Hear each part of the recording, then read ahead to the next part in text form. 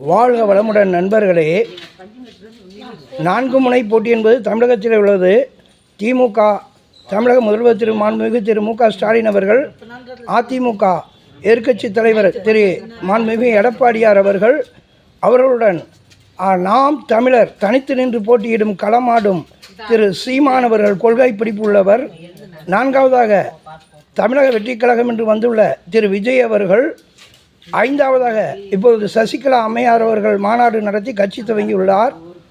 இதிலே கொள்கை பிடிப்போடு செயல்பட்டு கொண்டிருக்கக்கூடிய நாம் தமிழர் அண்ணா அவர்கள் திருச்சி மாநாட்டிலே நல்ல விஷயங்களை சொல்லியுள்ளார்.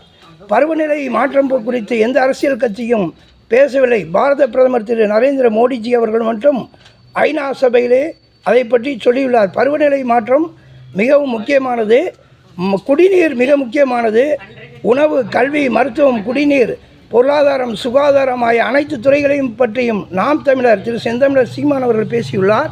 அதனை கூர்ந்து நோக்குவோம். புவி வெப்பமயமாகுதல் பற்றி பேசியுள்ளார்.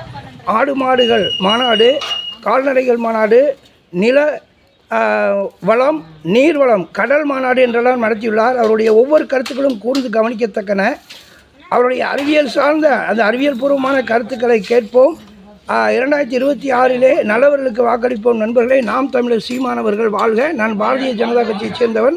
இருந்தாலும் பொதுவாக சொல்கிறேன், நாம் தமிழர் சீமானவர்கள் நிறைய நல்ல கருத்துக்களை சொல்கிறார். அதனை அனைவரும் கூர்ந்து கவனிப்போம், கேட்போம், அதை செயல்படுத்துவோம். வாழ்க வளமுடன் திரு சீமானவர்கள்.